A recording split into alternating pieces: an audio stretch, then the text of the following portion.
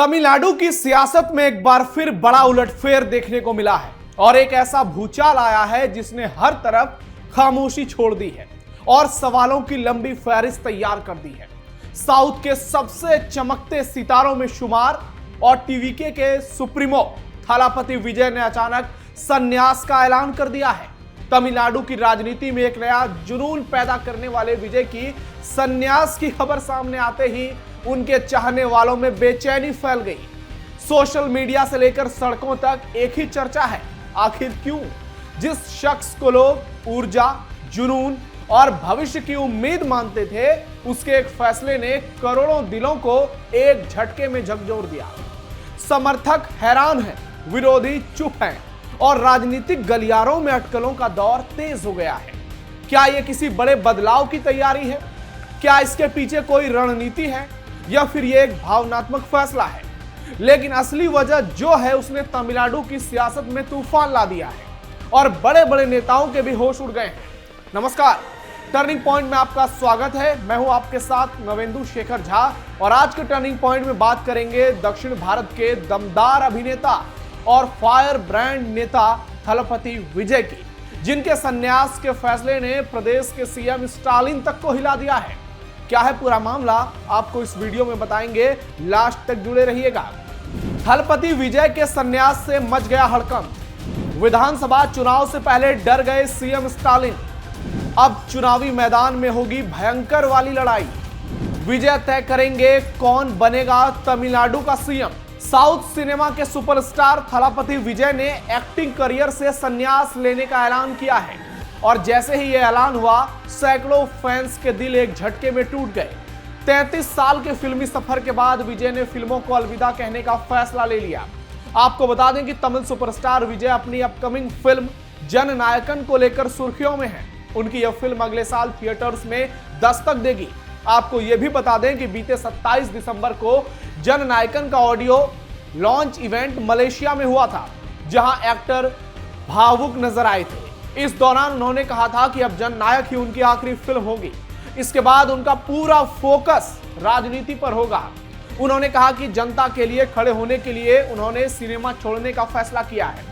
Fans ने उन्हें सब कुछ दिया है और अब वो जनता के लिए काम करेंगे। विजय जब लोगों को संबोधित कर रहे थे तब उन्होंने भावुक होते हुए कहा कि जब मैंने सिनेमा में कदम रखा था तब मुझे लगा कि मैं रेत का छोटा सा घर बना रहा हूं, लेकिन आप सभी ने मेरे लिए एक महल खड़ा कर दिया।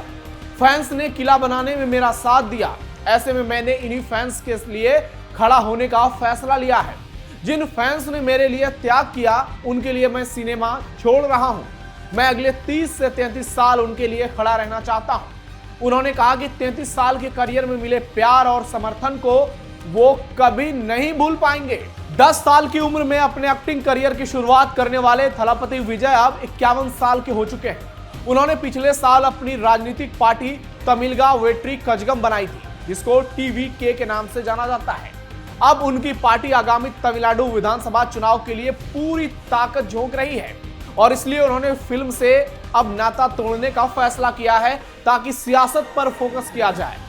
थलापति विजय की आखिरी फिल्म जननायकन 9 जनवरी 2026 को सिनेमा घरों में दस्तक देगी। इसका निर्देशन एच विनोद ने किया है। फिल्म में बॉबी देओल, पूजा हेगड़े, प्रकाश राज, ममिता बैजू, नारायण जैसे कलाकार नजर आएंगे। यानी ये फिल्म भी ब्लॉकबस्टर हो सकती है और अब विजय सिनेमा हॉल के बाद चुनावी मैदान में धमाका करने की पूरी तैयारी कर चुके हैं। बस इंतजार है तमिलनाडु के चुनाव के बिगुल बजने का। उसके बाद विजय बनाम स्टालिन की राजनीति देखने को मिलेगी। विजय बनाम एआईएडीएमके की राजनीति मिलेगी और क्या चुनाव से पहले विजय कोई करवट लेंगे, ये देखना भी दिलचस्प होगा। तमिलनाडु की राजनीति में कैसे चमके विजय? तमिलनाडु की सियासत में थलापति विजय का उभार अचानक नहीं, बल्कि एक सोची समझी और जमीनी स्ट्रेटजी का नतीजा है। सिनेमा में दशकों तक आम आदमी, भ्रष्टाचार विरोधी और सिस्टम से लड़ने वाले किरदार निभाने के कारण विजय की एक जननायक वाली छवि बनी, जिसने युवाओं और मिडिल क्लास से सीधा भावनात्मक जुड़ाव तैयार किया। उन्होंने फिल्मों से बाहर भी सामाजिक मुद्दों पर खुलकर बोलना शुरू किया, यानी वो पूरी तरह से सामाजिक मुद्दों पर एक्टिव हो गए। चाहे बात शिक्षा की हो, बेरोजगारी की हो, किसानों की परेशानी हो या फिर भ्रष्टाचार का सवाल हो, विजय हर मुद्दे पर खुलकर बोले। 2023-24 के आसपास विजय ने अपने फैन क्लब नेटवर्क को संगठित कर उसे सामाजिक सेवा और राजनीतिक मंच में बदला, जो आगे चलकर उनकी पार्टी तमिलगा वेट्री कजगम यानी टीवीके की नींव बना। पार्टी के गठन के बाद उन्होंने सीधा जनता से संवाद किया, जमीनी सभाएं की और ईमानदारी राजनीति का नैरेटिव सेट किया, जिससे उन्हें पारंपरिक दलों से निराश वोटरों का जबरदस्त समर्थन मिला। उनकी लोकप्रियता, साफ सुथरी छवि और सत्ता विरोधी रुख ने उन्हें एक वैकल्पिक चेहरे के रूप में स्थापित किया और इसीलिए वो अब मुसलमानों के फेवरेट बनते जा रहे हैं, क्योंकि वो मुस्लिम तुष्टीकरण की बात करते हैं। यही वजह है कि कम समय में विजय तमिलनाडु की सियासत में चर्चा के केंद्र में आ गए और उन्हें संभावित गेम चेंजर के तौर पर देखा जाने लगा। विजय कई मौके पर खुलकर तुष्टीकरण की सियासत करते हैं, इफ्तार पार्टी में शामिल होते हैं, मुसलमानों को रिझाने की कोशिश में लगे रहते हैं, टोपी पहनकर फोटो खिंचवाते हैं। यानी विजय तमिलनाडु की सियासत को भली भांति समझ गए हैं। कई लोग दावा करते हैं कि जैसे बिहार में पीके ने माहौल बनाया, उसी तरह तमिलनाडु में विजय ने माहौल बनाया, लेकिन दोनों जगह की कहानी अलग है। तमिलनाडु में या दक्षिण भारत में सुपरस्टार कल्चर हमेशा हावी रहा है, चाहे बात जयललिता की हो या फिर उससे पहले एमजीआर की हो। तमिलनाडु से लेकर आंध्र प्रदेश तक पवन कल्याण उदाहरण है, चंद्रबाबू नायडू उदाहरण है। आप देखिए कि तमाम बड़े लोगों का फिल्मों से जुड़ाव है। उसी तरह से अब बिहार में वो चीज देखने को नहीं मिलती है। बिहार में वही लोग सक्सेस करते हैं जो खांटी राजनेता होते हैं, जबकि तमिलनाडु में इसके ठीक उलट कहानी है और इसलिए विजय यहाँ एक बड़ा फैक्टर बनेंगे और किंग नहीं तो किंग मेकर की भूमिका में वो जरूर आ सकते हैं, क्योंकि कहा जा रहा है कि वो 7 से 10% वोट काट सकते हैं, स्टालिन के किले में सेंधमारी कर सकते हैं, जिससे मुख्यमंत्री का पूरा समीकरण बिगड़ जाएगा। तमिलनाडु के कई इलाकों में विजय का दबदबा। तमिलनाडु में थलापति विजय की पार्टी तमिलगा वेट्री कजगम का सबसे स्पष्ट प्रभाव उत्तर और शहरी अर्ध शहरी इलाकों में दिखता है, खास तौर पर चेन्नई, तिरुवल्लूर, कांचीपुरम और चेंगलपट्टू बेल्ट में। यहां युवा वोटर, प्राइवेट सेक्टर में काम करने वाले मिडिल क्लास और स्टूडेंट्स आबादी कुछ ज्यादा ही है, जो विजय की जननायक छवि और सिस्टम विरोधी नैरेटिव से सीधे जुड़ती है। विजय के पुराने फैन क्लब नेटवर्क का सबसे घना ढांचा इन्हीं जिलों में रहा है, जिसे टीवीके ने बूथ लेवल की टीमों और सामाजिक गतिविधियों में बदला है। यही संगठनात्मक बढ़त इन्हें यहां गेम चेंजर बनाती है।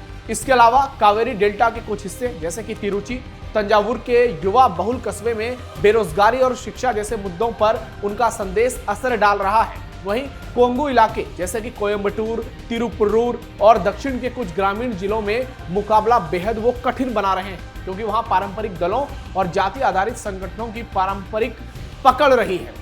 एक और फैक्ट है, विजय ने शुरुआत में सीधे चुनाव लड़ने से पहले जमीनी विस्तार और कैडर बिल्डिंग को प्राथमिकता दी, जिससे शहरी युवा केंद्रित सीटों पर उनकी पार्टी का प्रभाव अपेक्षाकृत तेजी से उभरा। यही क्षेत्र टीवीके के लिए निर्णायक साबित हो सकते हैं और इन इलाकों में वो न सिर्फ ज्यादा वोट ले सकते हैं, बल्कि उनकी पार्टी कई सीटों पर जीत भी दर्ज कर सकती है। डीएमके का खेल खराब करेंगे थलापति विजय। अब तक के राजनीतिक माहौल और जमीनी संकेतों के आधार पर देखा जाए तो थलापति विजय की एंट्री से सत्तारूढ़ डीएमके को नुकसान ज्यादा होता नजर आ रहा है, एआईडीएमके को सीमित स्तर पर। कारण साफ है, विजय का वोट बैंक मुख्य रूप से शहरी युवा, पहली बार वोट करने वाले, मिडिल क्लास और सिस्टम से नाराज वोटर हैं, जो सरकार के खिलाफ एंटी इनकम्बेंसी की बात करते हैं।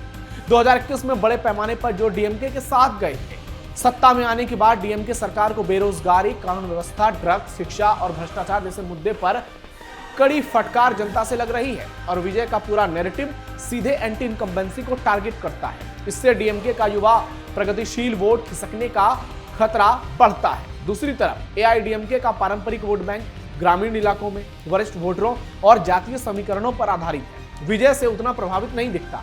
हालांकि शहरी इलाकों और कुछ मिडिल क्लास इलाकों में एआईडीएमके को भी नुकसान हो सकता है, लेकिन वो नुकसान तुलनात्मक रूप से डीएमके से कम होगा। मौजूदा हालात में विजय डीएमके के वोट काटने वाले फैक्टर ज्यादा नजर आ रहे हैं, खासकर त्रिकोणीय मुकाबले की स्थिति में, जहां कुछ सीटों पर उनकी पार्टी की मौजूदगी सीधे सत्ता पक्ष के गणित को बिगाड़ सकती है। यही कारण है कि सियासी हलकों में सबसे ज्यादा बेचैनी डीएमके खेमे में दिख रही है।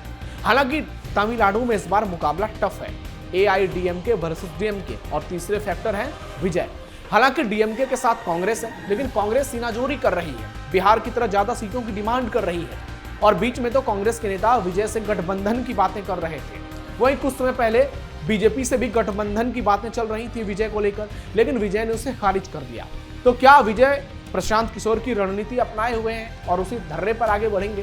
क्योंकि तमिलनाडु में विजय एक फैक्टर तो बन गए हैं, इससे इनकार नहीं किया जा सकता है। और तमिलनाडु की राजनीति में अब इसका भी मैसेज आएगा कि विजय का पूरा फोकस अब सियासत पर आ गया है और इसी वजह से उन्होंने फिल्मों से नाता तोड़ दिया है। यानी अब वो पूरे तरह से सियासी सेंट्रिक बन गए हैं, यानी उनका फिल्मों से कोई नाता नहीं रहेगा। और जनता में एक छवि इसकी भी सकारात्मक तौर पर बनती है कि जब व्यक्ति पूरी तरह से अपने प्रोफेशन को छोड़कर उनके साथ जुड़ने के लिए आगे बढ़ता है तो लोगों को लगता है कि यह व्यक्ति वाकई में उनके जीवन को बदल सकता है और यही फैक्टर विजय के लिए फायदेमंद साबित हो सकता है। अब तो यह वक्त बताएगा कि विजय तमिलनाडु की सियासत में कितना उलटफेर करेंगे, लेकिन विजय के संन्यास के फैसले ने डीएमके के खेमे में जरूर खलबली मचा दी है। और फिलहाल तमिलनाडु की सियासत में एक बड़ा उलटफेर देखने को मिला है और आने वाले समय में अगर विजय स्टालिन का वोट ज्यादा काटते हैं तो इसका सीधा फायदा बीजेपी को होगा, एआईडीएमके को होगा और फिर तमिलनाडु में वो होगा जो केंद्रीय गृह मंत्री अमित शाह ने देश की संसद से कहा है कि डीएमके की सरकार जाएगी और बीजेपी गठबंधन की सरकार आएगी। आपको क्या लगता है? कमेंट बॉक्स में अपनी राय जरूर दीजिए। हमारे इस वीडियो को लाइक कीजिए, शेयर कीजिए और चैनल को सब्सक्राइब कीजिए। फिलहाल के टर्निंग पॉइंट में इतना ही। धन्यवाद।